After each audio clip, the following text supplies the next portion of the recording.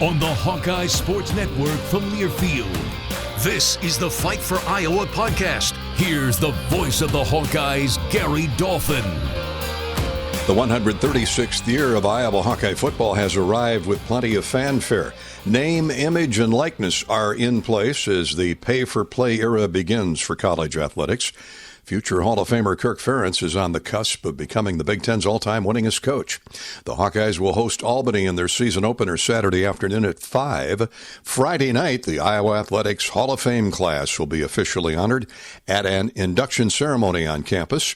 The 8-member circle includes football great Brandon Scherff and longtime Iowa Athletic Director and Big 12 Conference Commissioner Bob Bowlsby. Brandon Scherff was an outstanding guard and recipient of the Outland Trophy in 2014, symbolic of the nation's top interior lineman. After a 10-year NFL All-Pro career with Washington and Jacksonville, Scherff recently retired to his hometown area of Denison. Scherff, an avid fisherman and hunter, plans to spend a majority of his time in the great outdoors with his 3 young children and wife. Scherff, like Robert Gallery, Cooper DeJean, or Dallas Clark, has never lost his appreciation for a small-town Iowa upbringing, adding there's something to be said for growing up in the heartland. I feel pretty spoiled to be raised where I was. A lot of amazing people, small town.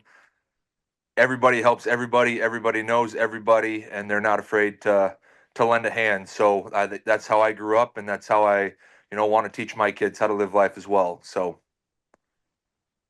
do you recall the day that Coach Reese Morgan rolled into Denison and said, "Hey, big fella, I know you're playing quarterback, but we're interested in you coming to Iowa as a different position"?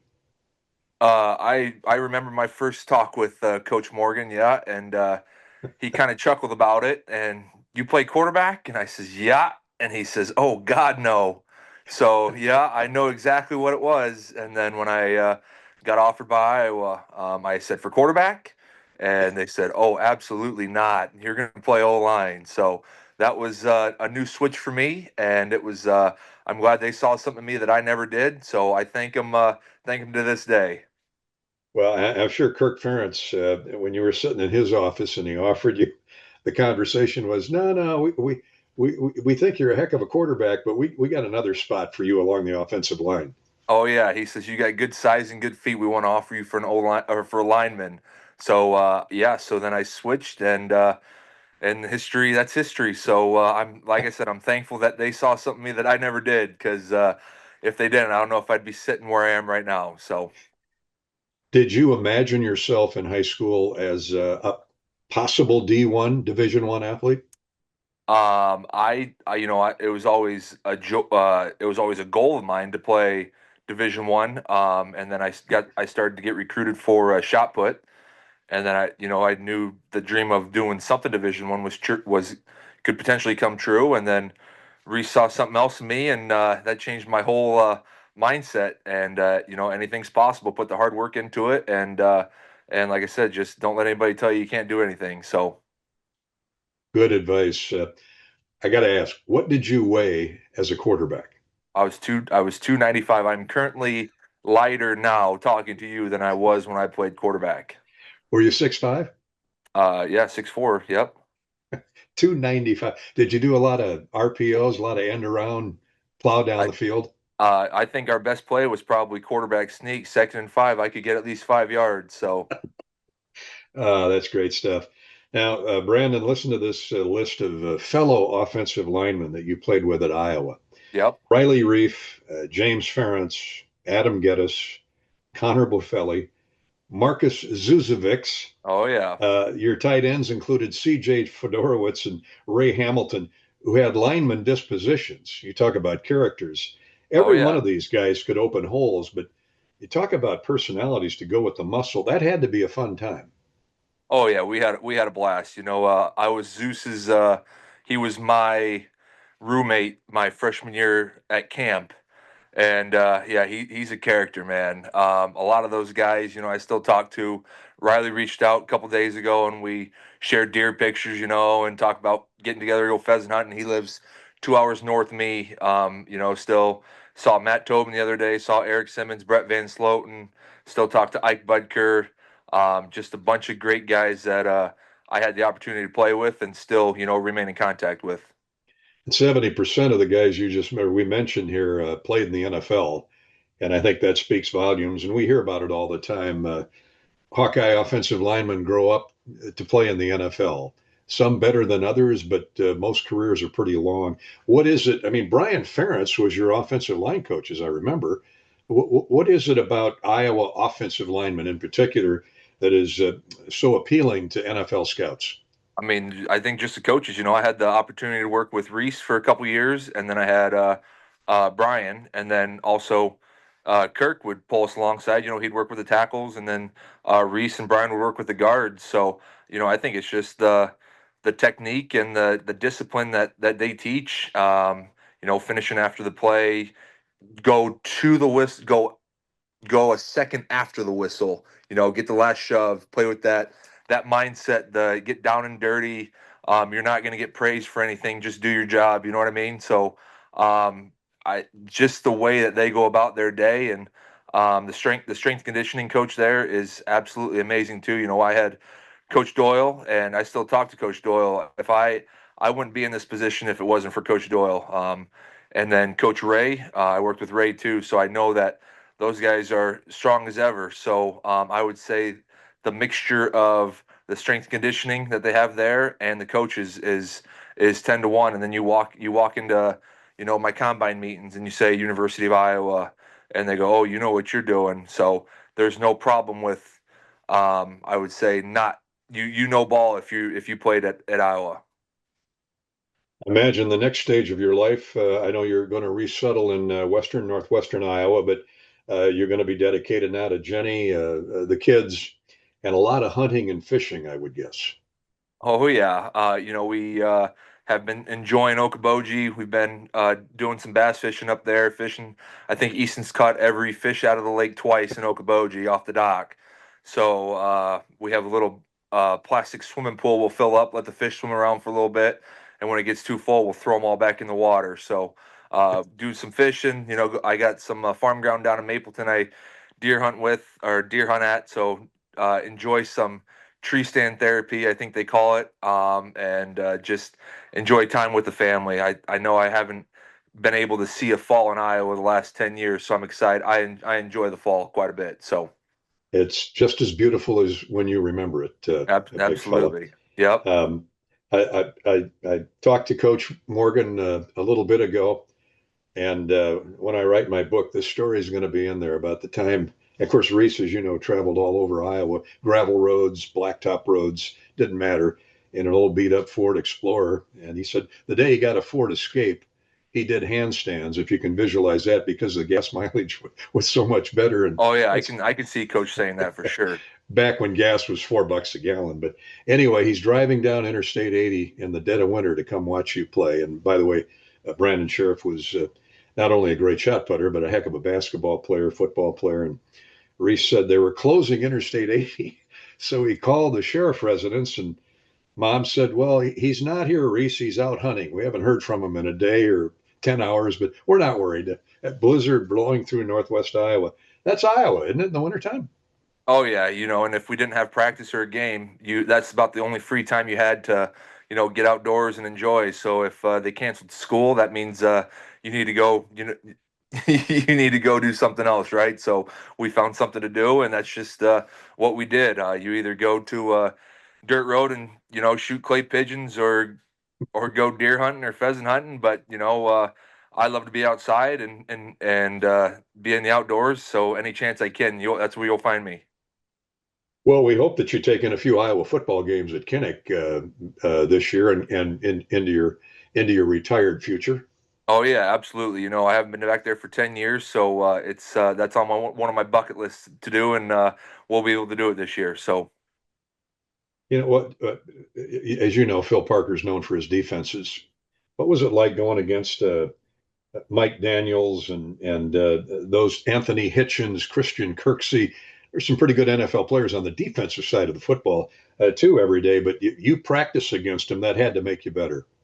Well, coming from a quarterback to a tight end and then playing O-line my senior year, and then redshirting. So I was pretty much just the scout team look for Adrian Claiborne, Christian Ballard, Mike Daniels, Broderick Binns, Carl Klug. That was my welcome to college. You have your welcome to the NFL and you have your welcome to college. And going against those guys was my welcome to college. And I said, under my breath, this isn't going to be easy. But I appreciate that butt kicking day in and day out, because it really made you think. If you really wanted to do something, then you got to put up with this and push through this. So that was a tough time. And I'm really thankful for those guys kicking my butt, because it helped me a lot. Scherff was Iowa's 4th Outland Trophy winner in 2014 and the 5th overall selection by the Washington Commanders in the NFL Draft. He plans to take in a few games at Kinnick Stadium in between hunting seasons.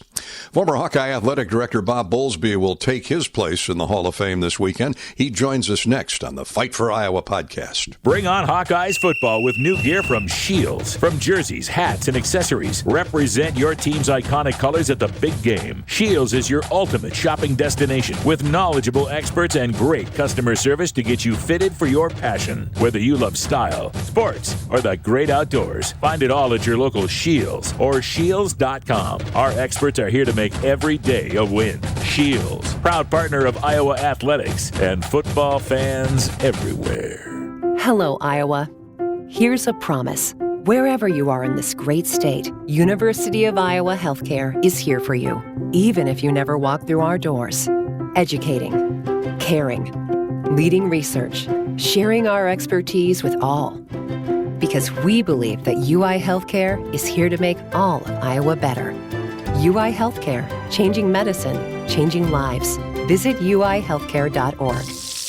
That is the sound of bacon sizzling, of fresh vegetables being chopped for a made-to-order omelet, and the grill being fired up for one of the juiciest burgers around. Hungry yet? Hy-Vee Market Grill is better than ever, with mouth-watering new menu items for breakfast and lunch. Whether you dine in, get it to go, or have it delivered, the best breakfast and lunch is at Hy-Vee Market Grill. Open daily 6 a.m. to 2 p.m.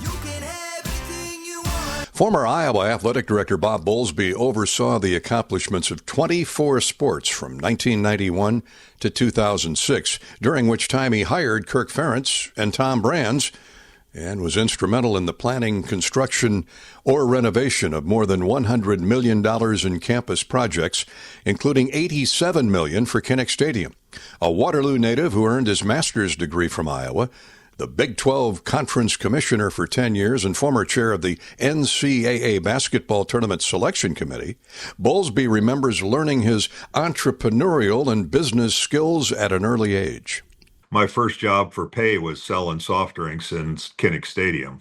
And I never knew then why people would buy a perfectly good Coke and dump half of it out. Well, now I know that they replace it with something else.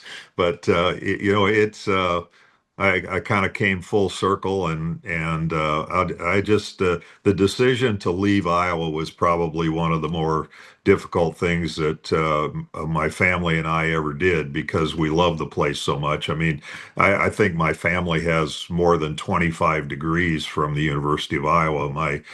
My own children and my siblings and their descendants. So, it holds such a special place in my life and my family's life. And Iowa City was a great place to raise our children. And that was really one of the great blessings, was that we were able to be at Iowa throughout the time that our kids were in school, and they all graduated from Iowa City schools, and 3 of the 4 ended up going to Iowa. So it's just a special place, and I'm looking forward to being back and doing the full immersion experience this weekend. Yeah, we're looking forward to having you and that tremendous Hall of Fame class that we'll review throughout the week here on our Fight for Iowa podcast. Bob, during your time at Iowa, you headed up a renaissance of sorts where facilities are concerned, most noticeably Kinnick Stadium. And ground floors for the West Campus development, the Hanson football facility. As you look back, that was quite the transitioning time, the smallest public institution in the Big Ten trying to keep up with conference titans financially as well as competitively. What motivated you about facilities improvements that you knew had to happen? Well, interestingly enough, when I left UNI and came to Iowa, I thought I would never have a financial problem again. And little did I know that the financial problems just had more zeros on the end of them. But, I think the Kinnick Stadium project continues to be a source of pride for me because we raised a lot of money. The Board of Regents didn't believe that we could do it. Mark Jennings and I um, sold 46 suites in about 8 weeks, and to put the revenue bond backing in place. And we had a lot of requests for proposals on the stadium, and all but one of them changed the basic look of the stadium. They had external stairways and lots of things that were going to be very efficient, but we were dedicated to keeping the traditional look of Kinnick Stadium, and at the same time bringing it into the new millennium with a lot of fan-friendly type things and some additional spacing in the concourses and a new press box, obviously. And there were just a lot of things that we did that were team-friendly too, locker rooms and things like that. One of the things that was really a lot of fun was designing the pink locker room, because there were those on campus that really didn't like the idea of having a pink locker room, and we were committed to it, and so I said, you can do whatever you want in designing the pink locker room, but you can't spend a nickel more than we would spend to dress it out normally. So we went out and we found pink lockers, and we found pink carpet that had little brown footballs in it, and we've had pink stand-up urinals and pink commodes and all kinds of nice stuff. And the only tricked up thing we did in the place, in the visiting locker room, is we made it so that you could not stand in any one location and speak to the whole team. Yeah, so you had to look around lockers, or you had to make the speech more than once. And so we didn't completely play it by the book, but we had to. I will tell you, we had to go to Las Vegas to find pink urinals. So but we had it was a lot of work, but we had a lot of fun with it too. Great engineering design indeed. As far as human beings or human resources, in the eyes of many, your crowning achievement was hiring Kirk Ferentz to succeed Hayden Fry and lead the football program. What did you see in Kirk, Bob? What caught your eye about this young coach who had spent 8 years as an assistant under Coach Fry? Well, I think one of the things I was there during a time of inevitable change in personnel. I mean, Hayden had been there a long time. Tom Davis had been there a long time. Dan Gable had been there a long time, and it was obvious they were going to come to the end of their tenure at Iowa probably on my watch. They may have gone longer, but generally speaking, Hayden was 70, and Gable was his body was starting to give up on him, and so I understood that I was going to have some hot light on me in terms of who we're going to hire. But in the case of Kirk, one of the things that I promised Hayden was that I would try and hire somebody that was from his lineage, somebody that had worked with him, and so we interviewed Chuck Long, we interviewed Don Patterson, I interviewed Terry Allen because of my relationship with him from UNI, and he was on the Iowa staff, and of course everybody thought we should just drop everything and hire Bob Stoops. And he called me and said, "Listen, I've been offered the Oklahoma job, and I gotta take it right now, or they're going to move on." And of course, Oklahoma played it just like they should have. And I just couldn't go to two people that had been on Hayden's staff and tell them you're not going to get a chance to interview. And so Kirk was our last interview, and I remember coming out of the meeting, everybody looked at one another and said, "This is a guy that was born in Pennsylvania, but he's as Iowa dyed in the wool as anything you could imagine. He's got an extraordinary work ethic. He says what he thinks. That's one of the things I love about Iowans is you never have to guess what they're thinking. They'll tell you. And so, Kirk was probably not first choice, but I can tell you I came away with comfort that we had hired a very high quality person, somebody that was a real teacher and that was going to make our teams better over time. Now, I don't know the exact number, but I think he was 3-19 or something like that his first 2 years. I'll admit to you, there were some long afternoons. They were even longer afternoons for him. But we got better in the second half of games, and we got better in the second half of the season, and that told me we were getting good coaching, and we got closer and closer and closer to winning big games. And then you'll remember it well as I do. We got over the hump against I think they were number 10 Michigan State, and all of a sudden we were off to the races. And when I left for Stanford, we had been to 5 New Year's Day bowl games in a row. So, Kirk's worked out pretty well, but he's just an amazing guy, and he's like Iowans. He looks you in the eye when he's giving you good news, and he looks you in the eye when he's giving you bad news. And his word is his bond, and so I just I'm really proud of what he's done, and frankly, Dolph, I'm proud of the fact that no football coach I've ever hired has gotten fired in the job I hired him into, and so that's as I look back, that's a source of pride. And it should be a personnel analyst that you are, and it doesn't come easy, I know. As Big 12 commissioner, Bob, you were at the forefront of the movement to pay for play with NIL, the transfer portal.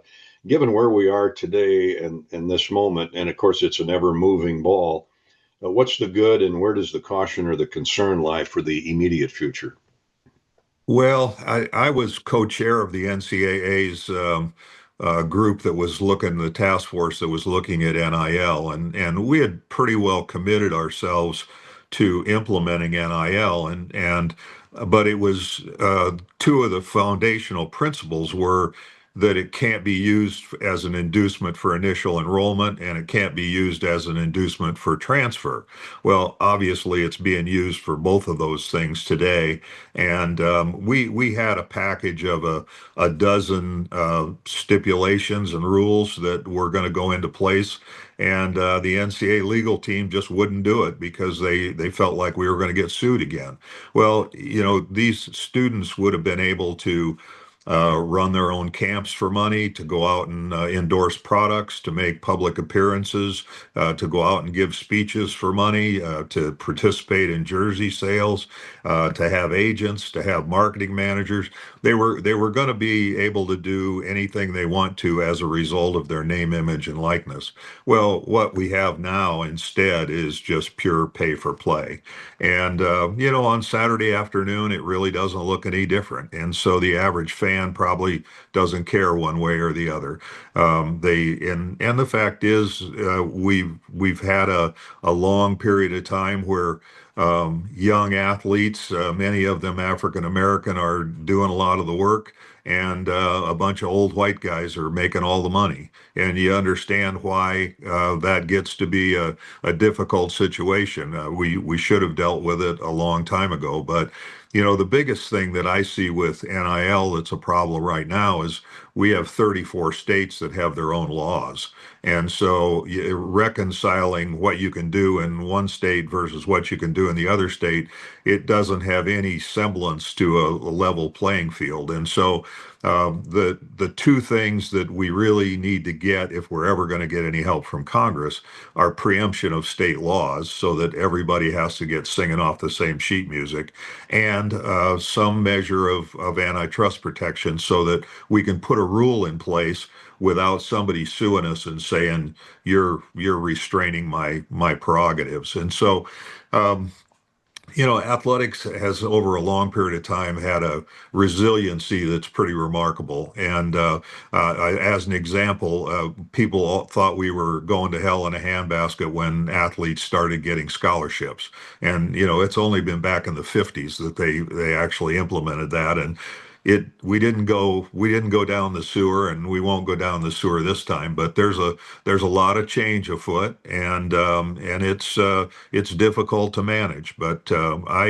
I have a feeling that we'll figure it out, and that we're never going back where we were before, and we're probably not going back to what I envisioned for NIL. But we'll get to the point where we're all singing off the same sheet music, and where there is a little more competitive balance. But as you look around, I'd have to say that the balance of power hasn't changed much. Those that have been good for a long time are still good. Those that are in the middle are still in the middle, and those that are at the bottom, they're still in the bottom. So there's still some stratification, but it's a brave new world, and it's certainly different. And for those of us that have been in it a long time, yeah, I have to say I'm not crazy about what's going on, but I understand the derivation of it, because I've watched it evolve over a long period of time. Well said, well spoken. You succeeded a Hall of Famer yourself in Bump Elliott, one of the classiest gentlemen you could ever huddle up with. What did you learn from Bump, Bob, that was crucial in your administrative vocation? Well, I learned a lot that I took away from Iowa with me. And one of them is that you don't come back and micromanage somebody who succeeds you. And that was it's no bed of roses to have a Hall of Famer living 2 blocks from Carver Hawkeye Arena. He never said or did any of the things I feared he might, and he always did and said all the things I hoped he would. And he could not have been any more supportive, could not have been any more of a mentor. We used to get together and play golf with people, and he'd always bring a couple of people that I hadn't met before, and they were usually guys with fairly deep pockets.